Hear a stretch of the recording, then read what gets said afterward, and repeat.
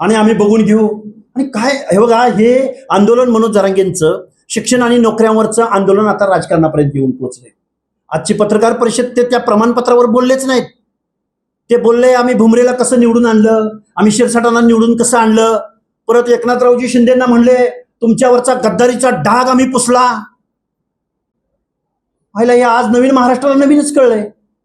म्हणजे मनोज जरांगे आंदोलन उभं करून दोन समाजामध्ये तेढ निर्माण करून या महाराष्ट्रामध्ये कुणाच्या तरी अजेंड्यावर काम करत होते. आज ते स्वतः बोललेले आहेत. आणि हे बोलत असताना मनोज जरांगेंनी अजून एक आमच्यावर आरोप केलेला आहे. मंत्रालय परिसरामध्ये बाळासाहेब भवन नावाचं शिवसेनेचं एक कार्यालय आहे. त्या कार्यालयामध्ये माझे सहकारी किंवा मी, आम्हाला शिवसेनेच्या पदाधिकाऱ्यांनी बोलून नेऊन आमचा गुरुपौर्णिमे दिवशी सत्कार केला. मनोज जरांगे म्हणतो की हे लोक तिथं कसे काय आले. मनोज जरांगेला माझा एक सवाल आहे, तुझ्या बापाचं घर आहे का शिवसेना भवन? म्हणजे आम्ही ओबीसी बांधव आहोत. एकनाथरावजी शिंदे फक्त एका जातीचे नेते आहेत का? अरे मनोज जरांगे, एकनाथराव शिंदे साहेबांचं नेतृत्व मर्यादित का करतोय? एका समाजापुरतं तू का मर्यादित करतोय? अरे ते महाराष्ट्राचे माजी मुख्यमंत्री होते, आता उपमुख्यमंत्री आहेत. त्यांच्या पक्षामध्ये ओबीसी नेते नाहीत का?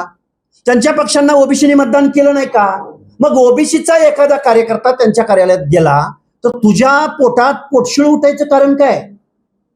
त्यामुळं ब्राह्मण समाजाचे आहेत म्हणून देवेंद्र फडणवीस हे तुझे विरोधक आजपर्यंत होते. एकनाथराव शिंदेच्या कार्यालयामध्ये एखादा ओबीसी कार्यकर्ता गेला म्हणून त्याला तू धारेवर धरणार. अरे ओबीसींच्या मताचा अधिकार काढून बिडून घेतला की काय?